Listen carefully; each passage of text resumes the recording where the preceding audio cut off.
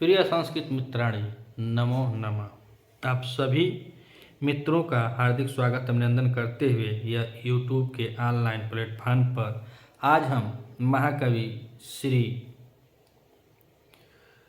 शिवराज विजयम के जो रचयिता हैं पंडित अंबिका दत्त व्यास जी के यह शिवराज विजयम के हल प्रश्न पत्र के चतुर्थ भाग में हल प्रश्न पत्रों को हम लोग देखेंगे। महाकवि पंडित अंबिका दत्त व्यास द्वारा विरचित शिवराज विजयम जो 3 विराम और 12 निश्वासों में विभक्त है, संस्कृत वाङ्मय का यह प्रथम उपन्यास माना जाता है और इसके नायक महाराष्ट्र केसरी शिवाजी होते हैं। महाराष्ट्र केसरी शिवाजी और इसमें मुगलों के काल का वर्णन मिलता है।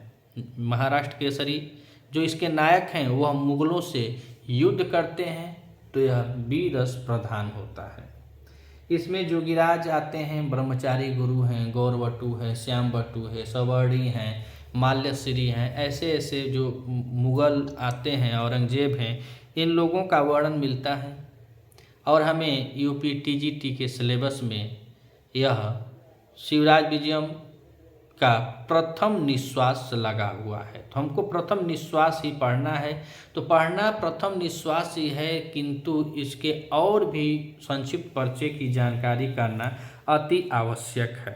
अगर आप इस चैनल पर नए हैं तो चैनल को सब्सक्राइब कीजिएगा और आप इसी चैनल के प्लेलिस्ट में जाइएगा, वीडियो वाला जो ऑप्शन आता है उसमें आप देखिएगा, तो शिवराज विजयम के भाग 1, भाग 2, भाग 3 हल प्रश्न पत्र के तीनों भाग आपको मिल जाएंगे। आपकी सफलता में हमारा भी एक कदम हमारा भी आपके साथ हमारा सहयोग होगा। आप सफलता की सीमाओं को, मंजिलों को प्राप्त करें, ऐसी शुभेच्छा के साथ एक कदम हम भी आपके साथ सहयोग कर सकें, इस लक्ष्य के साथ हम भी आपके साथ हैं। आइए तो अब देखते हैं प्रश्न नंबर 101। और 101 में कह रहा है कि श्रूयते अवलोक्यते च परितः, यह कथन है। ऑप्शन दे रहा है जोगीराज का है, ब्रह्मचारी गुरु का है, कि गोपीनाथ का है, कि शिवाजी का है। तो श्रूयते माने सुन का, अवलोक्य माने च परितः चारों ओर देखा, तो कौन कह रहा है ऐसा देखने के लिए? तो जोगीराज कह रहे हैं, कि गोपीनाथ कह रहा है, कि शिवाजी कह रहे हैं, कि ब्रह्मचारी गुरु कह रहे हैं। तो यह शिवराज विजयम के प्रथम निश्वास में ही यह निबद्ध है, जब वह सवर्णी कन्या जो डरी हुई सहमी सी जो लड़की आती है वहीं पर यह कहा जाता है। तो प्रश्न नंबर 101 का विकल्प हमारा बी सही होता है, कि यह कथन ब्रह्मचारी गुरु का है, ब्रह्मचारी गुरु जी ने कहा है। तो प्रश्न नंबर 1 में विकल्प हमारा बी सही होता है।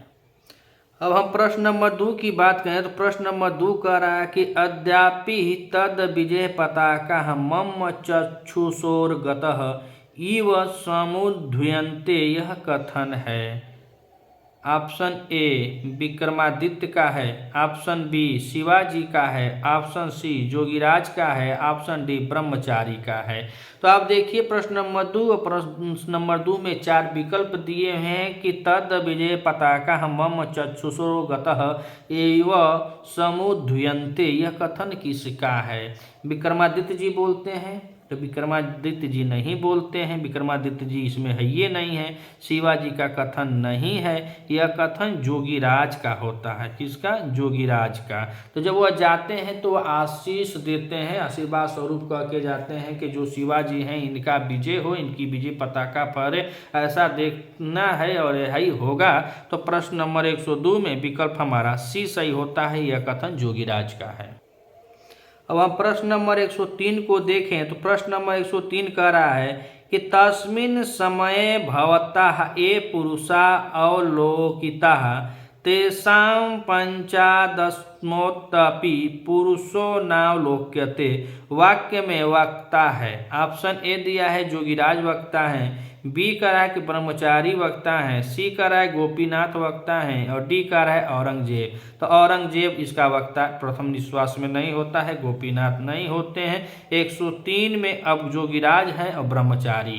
तो अगर आपको आ रहा है तो आप मैसेज करके बता सकते हैं कि इस पंक्ति के वक्ता कौन है जो यह वाक्य बोले हैं कि तस्मिन् समय भवता ये पुरुषा अवलोकिता तेषां पंचदशाष्टोमोत्तम अपि पुरुषो नावलोक्यते।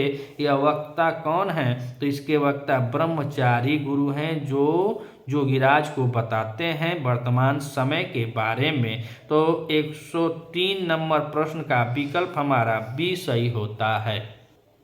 अब हम प्रश्न नंबर 104 को देखें तो प्रश्न नंबर 104 कह रहा है कि सत्यम न लक्षितो मया समय वेग, सूक्ति के वक्ता हैं सत्यम न लक्षितो मया समय वेग। तो ब्रह्मचारी गुरु हैं कि जोगीराज हैं कि माल्यश्रीक है कि गोपीनाथ हैं। प्रश्न नंबर 104 में सत्यम न लक्षितो मया समय वेग, जो सत्य है वह दिखाई नहीं देता है इस युग में, कहें कि यह समाधि लेकर आए थे। तो इसके वक्ता जोगीराज जी हैं। प्रश्न नंबर 104 का विकल्प हमारा बी सही होता है। अब हम बात करें प्रश्न नंबर 105। और प्रश्न नंबर 105 कह रहा है कि अहम पूर्ण गत्वा समाधि एव कलश्यामि, यह कथन है। शिवाजी, ऑप्शन ए कह रहा है शिवाजी का है, बी कह रहा है जोगीराज जी का है, सी कह रहा है ब्रह्मचारी गुरु का है तो डी फिर कह रहा है शिवाजी का। तो जब शिवाजी का नहीं है इसीलिए दो बार वह भ्रमित कर रहा है, दो ऑप्शन दे दिया है शिवाजी शिवाजी। हम देखेंगे प्रश्न नंबर 105 में तो यह कथन किसका है? तो यह कथन जोगीराज का है। किसका है? जोगीराज का है। तो प्रश्न नंबर 105 में विकल्प हमारा बी सही होता है। अब हम बात करें प्रश्न नंबर 106। और प्रश्न नंबर 106 में कह रहा है कि जगाद लकार पुरुष एवं वचन का रूप है। तो ऑप्शन ए कह रहा है लिट लकार प्रथम पुरुष एक वचन है, लट लकार प्रथम पुरुष एक वचन है, लिट लकार उत्तम पुरुष एक वचन है, या लोट लकार प्रथम पुरुष एक वचन है। तो जगाद और जगाद में लकार पुरुष एवं वचन को पूछ रहा है। तो हम देखेंगे तो प्रश्न नंबर 6 और प्रश्न नंबर 6 में अगर आप वीडियो देख रहे हैं तो यहाँ पे आप कमेंट करके बता सकते हैं कि प्रश्न नंबर 6 में कौन सा ऑप्शन सही होगा। ए बी सी डी 4 विकल्प दिए हुए हैं। तो जगाद को हम देखेंगे तो लकार पुरुष एवं वचन का रूप अगर देखें तो इसमें बता रहा है कि विकल्प हमारा ए सही होगा, लिट लकार प्रथम पुरुष एक वचन होगा। प्रश्न नंबर 106 में विकल्प हमारा ए सही होता है। अब हम बात करते हैं प्रश्न नंबर 107 की। तो प्रश्न नंबर 107 कह रहा है कि तंत श्रुत्य भारतवर्षीय दशा स्मरण संजात शोक, के आधार पर भारतवर्ष की दुर्दशा सुनकर किसका शोक उमड़ आया। ऑप्शन ए जोगीराज का, बी ब्रह्मचारी गुरु का, सी गौर सिंह का और डी कन्या का। तो भारतवर्ष की दुर्दशा सुनकर किसका शोक आता है? तो यहाँ पे ब्रह्मचारी गुरु का शोक उभर आता है कि वह ऐसी दशा में इस समय है जहाँ पे जो मुगल हैं वह चारों तरफ लूट पाट कर रहे हैं, मंदिरों को तोड़ा जा रहा है, देवी देवताओं की प्रतिमाओं को तोड़ा जा रहा है, यहाँ से इतनी भारी लूट, सोमनाथ मंदिर को भी तोड़ा जा रहा है। तो ऐसे ऐसे कह करके भारत की दुर्दशा पर ब्रह्मचारी गुरु को शोक आता है। तो प्रश्न नंबर 107 का विकल्प हमारा बी सही होता है। अब हम प्रश्न नंबर 108 को देखते हैं। प्रश्न नंबर 108 कह रहा है कि धिगस्मानः एदापि जीवाम स्वसीमः विचराम, किसके लिए प्रयुक्त है। ऑप्शन ए आर्यवंशी कहलाने वालों के लिए है, बी यवनों के लिए है, सी ग्रामीणों के लिए है और डी करा है ब्रह्मचारी शिष्यों के लिए है। तो आप प्रश्न नंबर 108 में देखेंगे तो यह सबके लिए अर्थात जो आर्यवंशी कहला रहे हैं उनके लिए यह प्रयुक्त किया गया है। किसके लिए? तो आर्यवंशीय कहलाने वालों के लिए यह प्रयुक्त किया गया है कि धिगस्मान ते अदापि जीवाम स्वसीम विचराम। तो प्रश्न नंबर 108 का विकल्प हमारा ए सही होता है। अब हम बात करें प्रश्न नंबर 109 और 109 नंबर प्रश्न कह रहा है कि जोगीराज को महान आश्चर्य एवं खेद था। काहे खेद था? तो विकल्प दे रहा है क्योंकि विक्रमादित्य जैसे धर्मप्रिय राजा के शासनकाल में भी पापों से पुरकृत हो रहे हैं। बी क्योंकि सब जगह सुख शांति थी, ये तो गलते हो जाएगा। डी क्योंकि सब जगह वेद पाठ, कहाँ वेद पाठ होता है भाई। डी इनमें से कोई नहीं। तो जब आप पढ़ेंगे शिवराज विजयम का प्रथम निश्वास, तो उसमें जोगीराज का जो ऑप्शन दिया कि सब जगह सुख शांति थी, सब जगह मुगल आए हुए थे और सब मार काट लगा हुआ था और कहीं वेद पाठ नहीं होता है। वहाँ पे वर्णन किया गया कि सब मंदिरों को तोड़ा जा रहा था, सोमनाथ जैसे मंदिर तोड़ दिए गए थे, उसका घंटा जो सोने में क्यों 2 मन की 3 मन का जो सिकड़ लगा कर बांधा गया था, सबको लूटा जा रहा था। मोहम्मद गजनबी जो आया था वह लूट कर लेकर चला गया। तो प्रश्न नंबर 109 में जोगीराज को महान आश्चर्य और खेद ही होता है कि वह क्या सोच रहे हैं। तो सोच रहे हैं कि विक्रमादित्य के जमाने में हम जगे हुए हैं, तो ये तो उनको खेद था। तो प्रश्न नंबर 109 का विकल्प हमारा ए सही होता है। अब हम बात करते हैं प्रश्न नंबर 110। प्रश्न नंबर 110 में पूछ रहा है कि ततः सर्वेषु अष्टमदेषु चकितेषु च ... परम्य कथितम वाक्य के रिक्त स्थान की पूर्ति के लिए शुद्ध विकल्प है।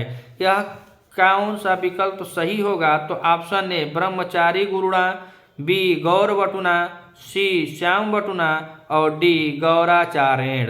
ततः सर्वेषु अष्टमदेषु चकितेषु च ब्रह्मचारी गुरुणाम प्रणम्य कथितम वाक्यम, यह वाक्य रिक्त स्थान की पूर्ति के लिए ब्रह्मचारी गुरुणाम होगा। अर्थात प्रश्न नंबर 110 का विकल्प हमारा ए सही होता है।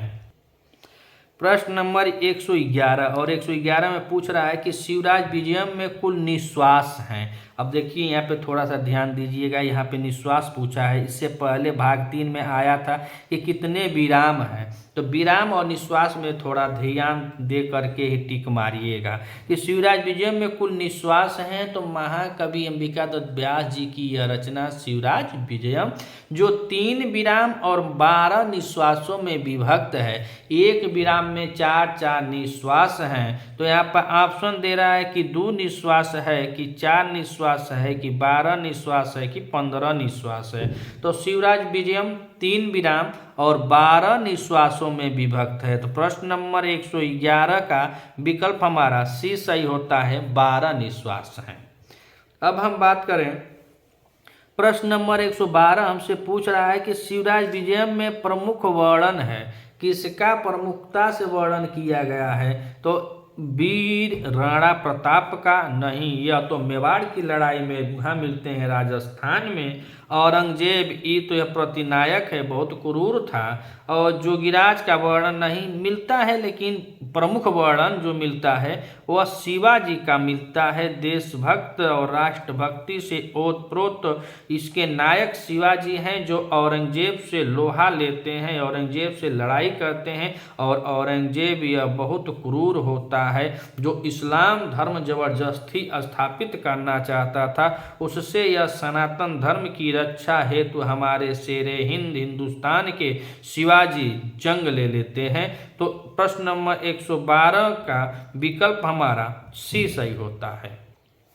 अब हम देखते हैं प्रश्न नंबर 13। प्रश्न नंबर 13 में कह रहा है कि शिवराज विजयम उपन्यास रचना पूरी हुई।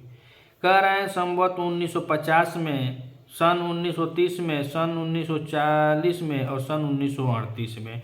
तो अब इस प्रश्न में कुछ मतभेद है, और इसका प्रकाशन प्रथम संस्करण जो था वह 1901 में हुआ था। कब हुआ था? 1901 में। और इसकी रचना की बात करें तो यह 1870 में किया गया था।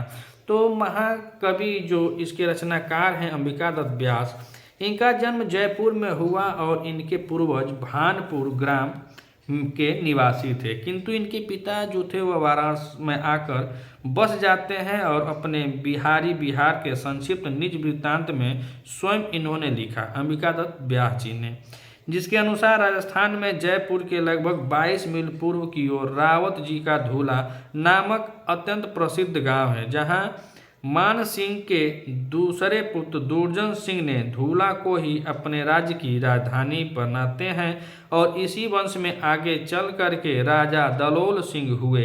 इनके राज्यसभा पंडित श्री गोविंद राम जी थे। और यह जो महाकवि अंबिका दत्त व्यास जी हैं, उन्हीं के प्रपुत्र हैं, अर्थात राजा राम जी के दो पुत्र थे, दुर्गा दत्त और देवी दत्त।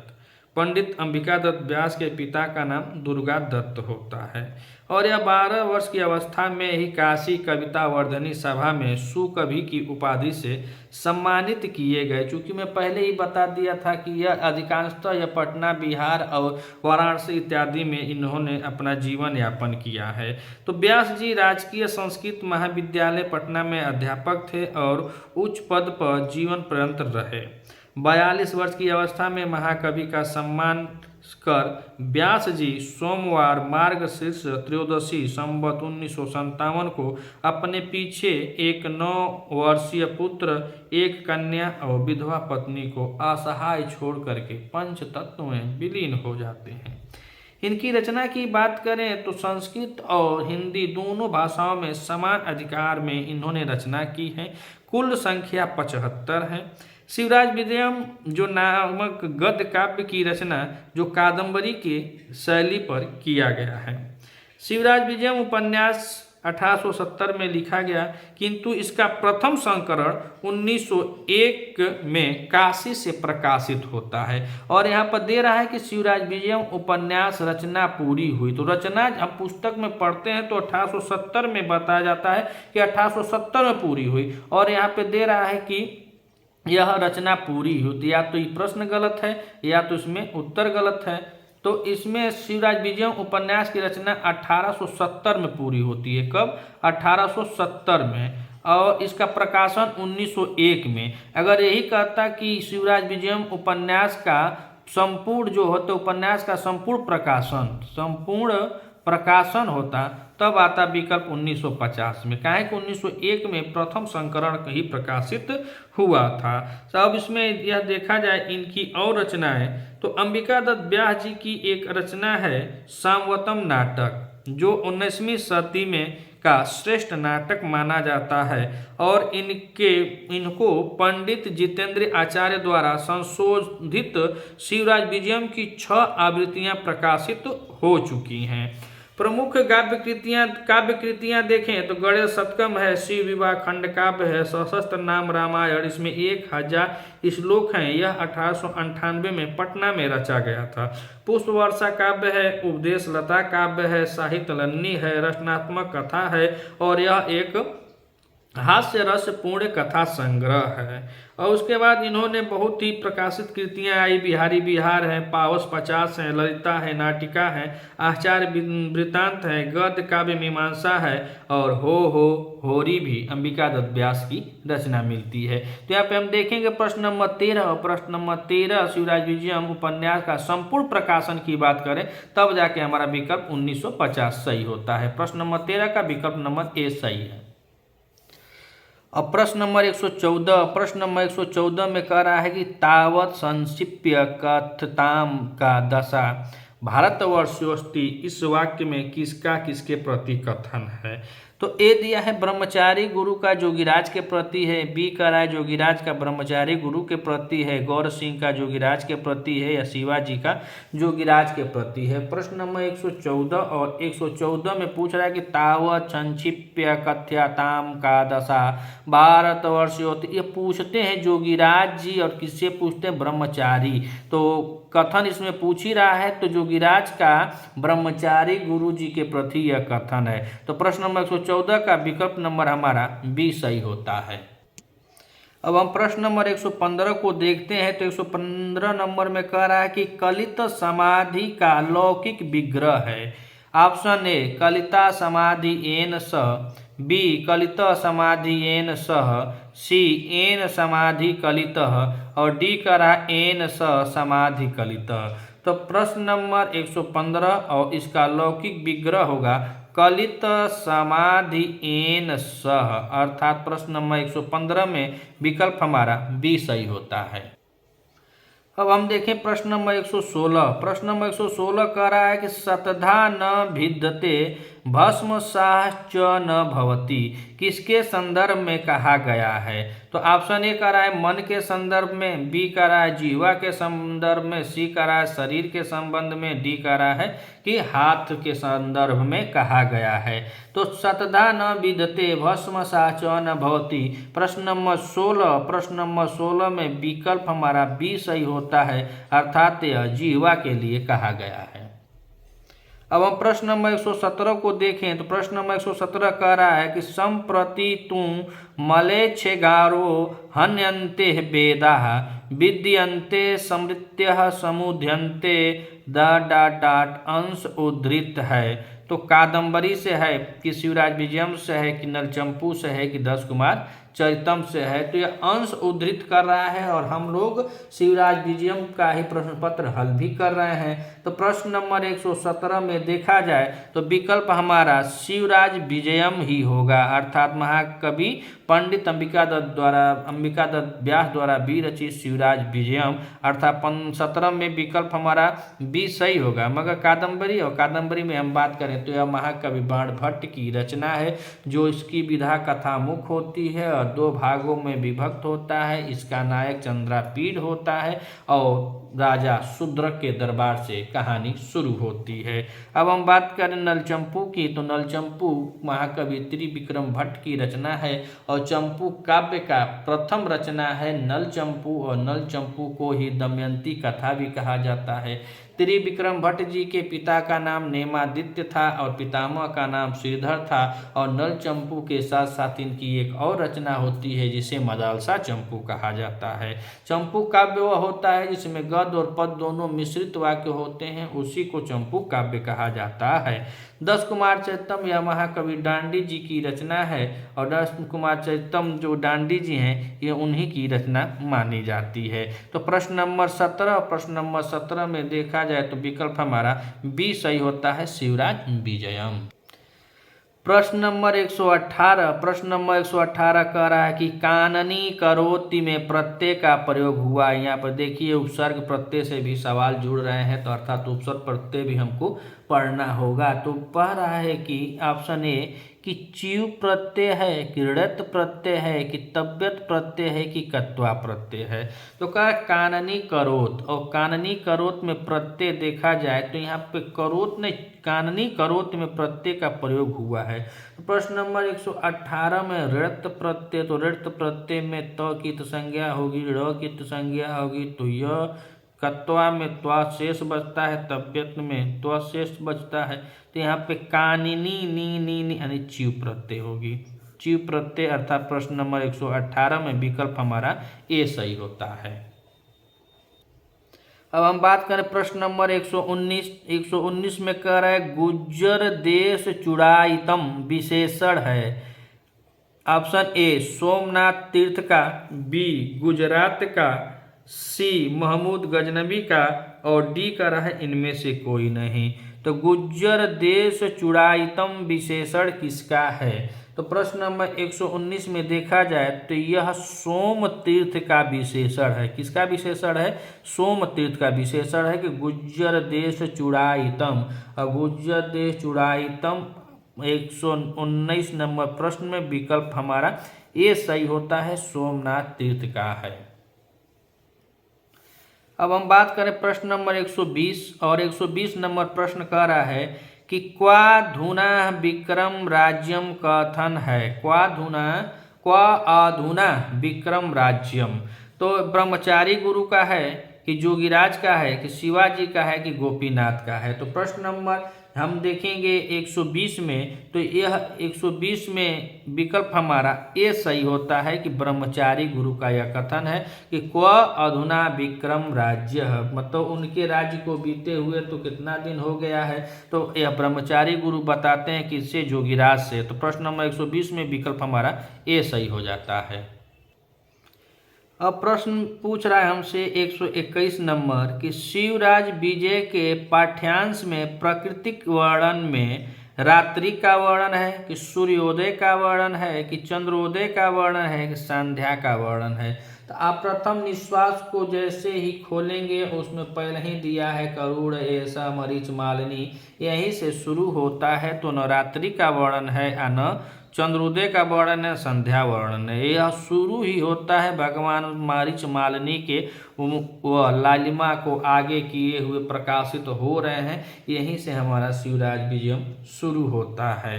अर्थात प्रश्न नंबर 121 में हम देखें तो सूर्य उदय का वर्णन होता है। प्रश्न नंबर 21 का विकल्प हमारा बी सही हो जाता है। अब हम प्रश्न नंबर 122 को देखते हैं। प्रश्न नंबर 122 कह रहा है कि भावादृशे न ज्ञायते काल वेग, सुक्ति उद्धृत है। ऑप्शन दिया है मेघदूत से, बी कह रहा है रघुवंशम से, सी कह रहा है शिवराज विजयम से और डी कह रहा है सुकनास उपदेश से। तो हम सुकनास उपदेश को देखें तो सुकनास उपदेश यह कादंबरी का एक विशेष अंग है, ठीक, और यह कादंबरी से ही लिया गया है। सुकनास जो होता है वह जो वहाँ के राजा होते हैं उनके अथा चंद्रापीठ के जो पिता हैं उनके यह महामंत्री होते हैं। चंद्रापीठ के पिता जो तारापीठ हैं उनके यह महामंत्री होता है सुकनास। और सुकनास जो होता है, सुकनास का पुत्र पुंडरीक होता है, वह चंद्रापीठ का मित्र होता है। तो जब यौन अवस्था आती है तो चंद्रापीठ के राज्याभिषेक को लेकर जब महाराज तारापीठ चिंतित होते हैं तो उनका राज्याभिषेक कराया जाता है। किसका? तारापीठ का। और तारापीठ के राज्याभिषेक का संपूर्ण जो भव्य स्वागत मंडप जैसे सजावट का सब काम द्वारपाल करते हैं। ये भी बहुत इंपॉर्टेंट है कि जब उसका होता है राजा चंद्रापीठ का जो मतलब राज्याभिषेक, उस साज सज्जा और सबका जो कार्यभार था वह सब द्वारपाल लोग पूर्ण करते हैं। तो सुकनास उपदेश राजा चंद्रापीठ को जब राज्याभिषेक होता है उस समय सार गर्भित उपदेश देता है और लक्ष्मी के बारे में वह बतलाया है सुकनासो उपदेश में। यह कादंबरी का ही एक अभिन्न अंग है। अब बात करते हैं रघुवंशम। और रघुवंशम महाकवि कालिदास जी का महाकाव्य है। इसमें 33 बताया जाता है कि 33 जो रामचंद्र जी हैं उसमें 33 इक्ष्वाकु वंशीय राजाओं का वर्णन मिलता है। जो इक्ष्वाकु वंश के ही भगवान श्री रामचंद्र जी थे तो उसी वंश के 33 राजाओं का वर्णन मिलता है। अज बिलाप उलाप सब इसी में वह बताए हैं रघुवंशम में महाकवि कालिदास। और यह जो रचना कर रहे हैं मेघदूत, और मेघदूत जो रचना है यह भी महाकवि कालिदास जी की ही रचना है। यह खंड काव्य है, 2 खंडों में विभक्त है, पूर्व मेघ और उत्तर मेघ। इसमें मात्र एक ही छंद है, मंदाक्रांता छंद है। और पूर्व मेघ में जो बिरही यक्ष होता है वह पूरे मार्ग का वृत्तांत जो रामगिरी पर्वत पर ही खड़े खड़े सब मार्ग का वृत्तांत पहले मेघ को सुनाता है। और उत्तर मेघ में वह अपनी पेयसी पत्नी जो यक्षिणी है उसके सौंदर्य का वर्णन और अपने यक्षेश्वर कुबेर के महल का वर्णन और अपने महल का वर्णन बताता है। अलकापुरी की सुंदरता का वर्णन मिलता है। इसमें मेघदूत में कुल 115 श्लोक होते हैं और संक्षिप्त जो 121 भी माना जाता है और मूल रूप से 115 श्लोक महाकवि कालिदास जी ने निबद्ध किया है मेघदूत में। मेघदूत एक गेय काव्य है, इसको आप गा भी सकते हैं। जो बिरही यक्ष है तो इसमें यह बताया जाता है कि मेघदूत का उपजीव्य माना जाए तो ब्रह्मवैवर्त पुराण होता है जिसमें उस यक्ष का नाम हेमाली और उस यक्षिणी का नाम विशालाक्षी बताया जाता है। लेकिन मेघदूत खंड काव्य में महाकवि कालिदास जी ने किसी यक्ष का नाम नहीं लिया है और मेघदूत खंड काव्य का नायक यक्ष होता है और नायिका यक्षिणी होती है। और यहाँ पे शब्द आ रहा है कि भावादृशे न ज्ञायते काल वेग, सुक्ति उद्धृत है। तो यह शिवराज विजयम से उद्धृत है और शिवराज विजयम महाकवि पंडित अंबिका दत्त व्यास द्वारा विरचित यह एक उपन्यास है। कैसा है? ऐतिहासिक उपन्यास है और यह बी रस प्रधान है। 1870 में इसकी रचना होती है, 1901 में यह वाराणसी से प्रकाशित होता है। तो प्रश्न नंबर 122 का विकल्प हमारा सी सही होता है। अब हम प्रश्न नंबर 123 को देखते हैं। तो 123 नंबर प्रश्न कह रहा है कि शिवराज विजय का पात्र नहीं है। तो शिवराज विजय का पात्र कौन नहीं है? तो ऑप्शन दिया है शिवाजी, श्याम बटू, गौर सिंह या भारवी। तो यहाँ पे देखा जाए तो विकल्प हमारा डी सही होता है प्रश्न नंबर 123 में। लेकिन भारवी, और भारवी को मैं दे दिया है तो संस्कृत साहित्य का सबसे बड़े और सबसे महत्वपूर्ण यह कवि हैं भारवी जी। इनकी एक रचना मिलती है किरातार्जुनीयम। किरातार्जुनीयम जो 18 सर्गों में विभक्त है और प्रथम सर्ग ही हम सबको टीजीटी में पढ़ना है, यानी यूपी टीजीटी में। तो भारवी ने किरातार्जुनीयम, और किरातार्जुनीयम का उपजीव्य माना जाता है महाभारत का वन पर्व। उसमें यह युधिष्ठिर पांडवों के जब वनवास होता है उस समय की कथा को बतलाया है। एक वनेचर होता है और वनेचर को यह जो राजा युधिष्ठिर थे उसकी नियुक्त करते हैं, यानी गुप्तचर बनाकर हस्तिनापुर भेजते हैं। और हस्तिनापुर वह वनेचर जब जाता है तो पूरा ब्रह्मचारी वेश में जा करके हर चीज़ का वह पता लगा लेता है, नीति नियमों को जान करके द्वैत वन में वापस आता है। कहानी बाबू यहीं से शुरू होती है। वह वनेचर द्वैत वन में वापस लौट आता है, महाराज युधिष्ठिर को प्रणाम करता है और बड़े निष्ठा के साथ, सत्यता, हितैषी के साथ वह संपूर्ण वृत्तांत को सुनाता है। प्रथम सर्ग में युधिष्ठिर ने कहीं कुछ बोला नहीं है, 25-26 श्लोकों तक वनेचर बोलता है। उसके बाद द्रौपदी का कथन होता है। द्रौपदी के गुस्से और वेग का कहीं भी वह समर्थन नहीं करते हैं। महाकवि भारवी 44 श्लोकों तक वंशस्थ छंद में निबद्ध किया है। प्रथम सर्ग किरातार्जुनीयम का 45वें में पुष्पिताग्रह है और अंतिम छंद मालिनी छंद है। तो यह महाकवि भारवी जी की एक रचना है। और शिवराज विजयम में पात्र पूछा है तो भारवी जी नहीं है, ये तो बहुत बड़े कवि हैं। तो इसीलिए प्रश्न नंबर 123 का विकल्प हमारा डी सही होता है।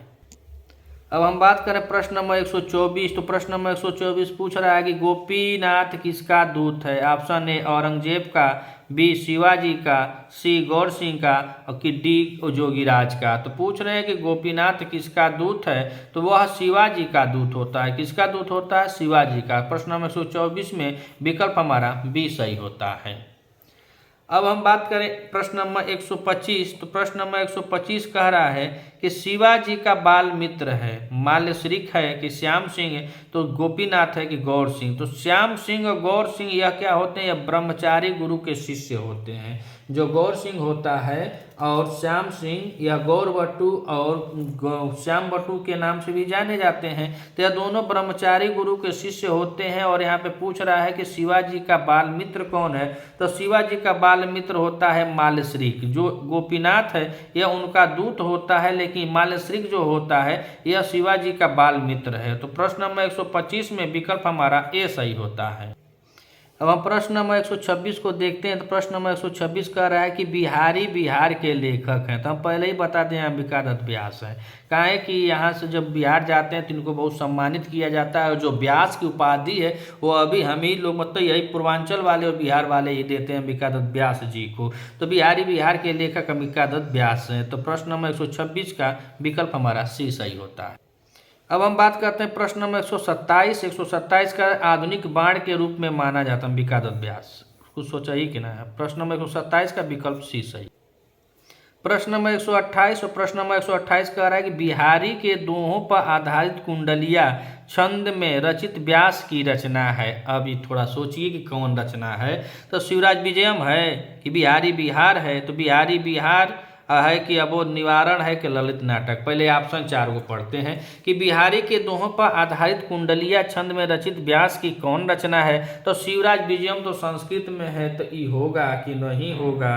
तो ये तो एकदम में नहीं होगा, काहे कि संस्कृत में है। अब बचा 3 गो हिंदी की रचना। तो बिहारी बिहार है कि अबोध निवारण है कि ललित नाटिका है। तो बिहारी के दोहों पर आधारित कुंडलिया छंद में जो व्यास की रचना है, तो व्यास ने वह रचना बिहारी बिहार के नाम से प्रसिद्ध है। किससे? बिहारी बिहार। तो प्रश्न नंबर 128 का विकल्प हमारा बी सही होता है।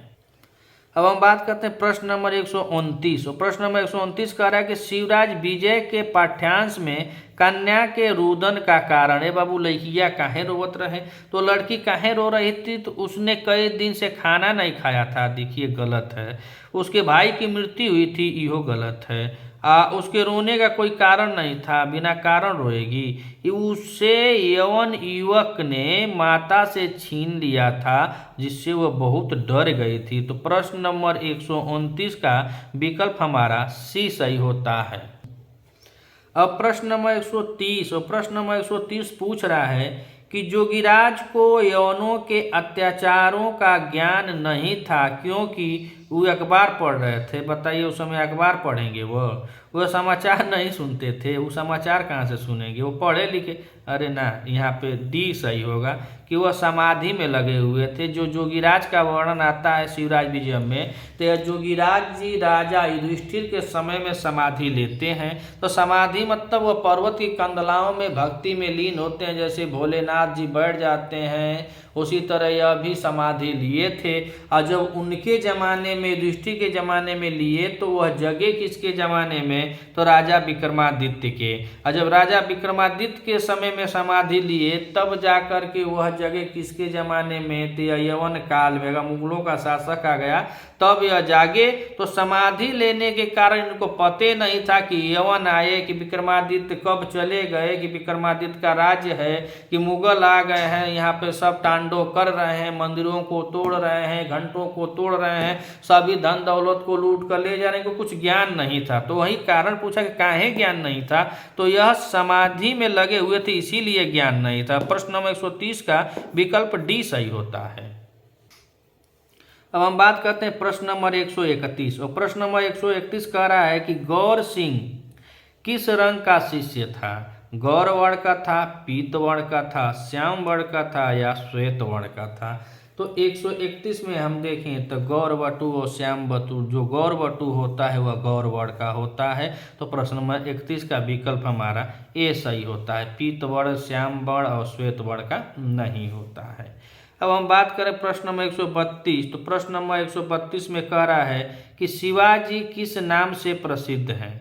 तो शिवाजी के नाम से प्रसिद्ध है, कि पंजाब केसरी के नाम से प्रसिद्ध है, कि महाराष्ट्र केसरी? तो हम बार बार कितना बार बता चुके हैं कि महाराष्ट्र केसरी शिवाजी प्रसिद्ध थे। यही मुगलों से लोहा लिए थे, जंग लड़े थे। और यहाँ पे प्रश्न नंबर 132 में उनकी उपाधि पूछ रहा है, तो महाराष्ट्र केसरी थे शिवाजी। तो 132 का विकल्प सी सही होता है। अब हम बात करते हैं प्रश्न नंबर 133 और 133 नंबर प्रश्न कह रहा है कि जोगीराज कहाँ से उतर रहे हैं? तो प्रथम निश्वास में ही बतलाया कि जोगीराज कहाँ से उतर रहे हैं। तो ए दे रहा है कि राजमहल से, बी कह रहा है पर्वत खंड से, सी कह रहा है वृक्ष से और डी कह रहा है सीढ़ी से। तो जो नहीं पढ़ा होगा वो भी जान जाए कि जोगीराज कहाँ समाधि लगाए थे। तो वृक्ष और सीढ़ी से उतरेंगे नहीं। तनी सा दिमाग रहेगा तो राजमहल वहाँ रहबे नहीं किए। तो कौन सा सही होगा? तो प्रश्न नंबर 133 का बी सही होगा। पर्वत खंड से उतर रहे थे, और जब उतर रहे थे उसी समय यह दोनों श्याम बटु और गौर बटु उनको देखते हैं, सूर्य के समान तेज प्रकाश वाले। यह जोगीराज जी उतर रहे हैं तो उनको बड़े आदर सत्कार के साथ अपने कुटिया में ले जाते हैं। तो प्रश्न नंबर 133 का विकल्प हमारा बी सही होता है। और प्रश्न नंबर 134 और प्रश्न नंबर 134 कह रहा है कि अंबिका दत्त व्यास का स्वर्गवास हुआ था। तो 1858 ईस्वी में हुआ, कि 1900 ईस्वी में हुआ, कि 1905 ईस्वी में हुआ, कि 1899? तो उनका स्वर्गवास 1900 ईस्वी में हुआ। कौन सा? 1900 ईस्वी में। तो प्रश्न नंबर 134 का विकल्प हमारा बी सही हो जाता है। अब हम बात करें प्रश्न नंबर 135। प्रश्न नंबर 135 कह रहा है कि पंडित अंबिका दत्त व्यास ने हिंदी संस्कृत भाषा में कुल कितने ग्रंथों का प्रणयन किया? मतलब कितने ग्रंथों की रचना की? Option A 78, option B 77, option C 75 और ऑप्शन डी कह रहा है 85। तो इससे पूर्व हमने जब बताया तो हम बतलाए कि अंबिका दत्त व्यास जी ने हिंदी और संस्कृत भाषा में कुल ग्रंथ कितने हैं? तो 75 हैं। 75 ग्रंथ इन्होंने रचित किया है। तो प्रश्न नंबर 135 का विकल्प हमारा सी सही हो जाता है। अब हम बात करें प्रश्न नंबर 136 और प्रश्न नंबर 136 कह रहा है कि ललित नाटिका के रचनाकार का नाम है? रूप गोस्वामी, भट्ट गोस्वामी, अंबिका दत्त व्यास, कालिदास? कालिदास तो ये नहीं है, यहाँ पे सी ऑप्शन सही होता है कि अंबिका दत्त व्यास हैं। ललित नाटिका के रचनाकार कौन है? तो अंबिका दत्त व्यास हैं। अब प्रश्न नंबर 137 को देखें तो प्रश्न नंबर 137 पूछ रहा है कि शतावधान किसकी उपाधि है। शतावधान पूछ रहा है कि शतावधान की उपाधि से विभूषित किया गया है तो बाणभट्ट नहीं, कालिदास नहीं, पंडित अंबिका दत्त व्यास सही है। 137 का विकल्प सी सही होता है। प्रश्न नंबर 138 एवं युवक को मारा था कौन? गौर सिंह, जोगीराज ने, श्याम बटू ने या ब्रह्मचारी गुरु ने। तो जो यहाँ पे पहले ही निश्वास में आता है कि जब लड़की झुरमुट के पीछे छिपती है, यवन युवक जो उसकी माँ की गोद से उसको लेकर भागता है, यह सब वर्णन है। तो उसमें जो एवं युवक होता है तो एवं युवक को कौन मारता है? तो गौर सिंह ही मारता है। प्रश्न नंबर 138 का विकल्प हमारा ए सही होता है। अब हम बात करें प्रश्न नंबर 139 और 139 में कह रहा है कि एवं युवक कैसे कपड़े पहने था? काले रंग का पहना था कि लाल रंग का पहना था कि पीले रंग का पहना था कि रंग बिरंगा नहीं पहना था? सी ऑप्शन कह रहा है पीले रंग का भी नहीं पहना था, लाल रंग का भी नहीं, वह काले रंग का वस्त्र पहना था। काहे कि वह मुसलमान था, वह विप्र कन्या थी, तो विप्र कन्या को उसकी माँ के गोद से छीन कर ले गया और वह एवं युवक जो होता है वह काले रंग का वस्त्र पहना होता है। तो प्रश्न नंबर 139 का विकल्प हमारा ए सही होता है। अब हम प्रश्न नंबर 140 और 140 जो इस श्रृंखला का अंतिम प्रश्न पत्र है और अंतिम प्रश्न है और यह शिवराज विजयम हल प्रश्न पत्र का अंतिम मतलब यह भाग भी होगा। तो शिवराज विजयम विभाजित है, तो ये सब लोग आप लोग जानते हैं कि इसमें हेतुच्छ्वासों में, अध्यायों में, प्रघटकों में, विरामों में विभाजित है। 3 विराम है, 12 निश्वास है और यह शिवराज विजयम का अंतिम प्रश्न था। अब इसके बाद हम दूसरे ग्रंथों की प्रश्नोत्तरी को लेकर के आएंगे। अगर आप इस चैनल पर नए हैं तो चैनल को सब्सक्राइब कीजिएगा, वीडियो को लाइक कीजिएगा। हम आपके साथ कदम से कदम मिलाकर चलने का काम करेंगे।